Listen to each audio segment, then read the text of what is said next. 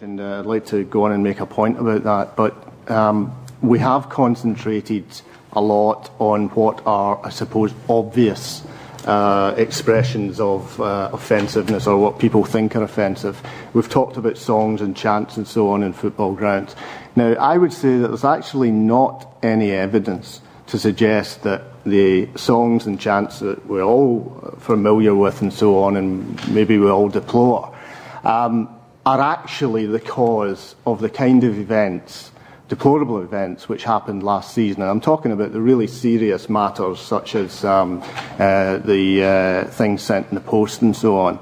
I think, and again, this is only an opinion, but I think that the way the web culture has developed, has a lot more to do with that. And again, I would caution against going for the obvious, which is that if somebody makes a pretty blatantly offensive posting, that you're deducing from that people are going to be all that influenced by it. Actually, I would say no. A lot of the postings on the blogs and the websites and so on, which I think are perhaps more dangerous, are the ones that are not using intemperate language. The ones that are actually, on the face of it, quite reasonably argued. But the conclusions they come to is that our group, is being victimised. Our people are being victimised. They're doing it to us. Scotland doesn't like us.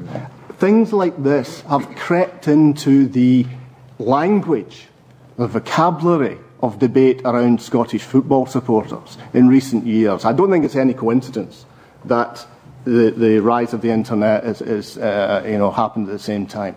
But I can detect over the last few years a change in the language, a change in the concepts that are used in debates between football fans. I think a lot of claims of victimhood are now sprinkled throughout this debate, and I think it's actually leading to a very dangerous situation where people are actually believing this and saying that we are being persecuted.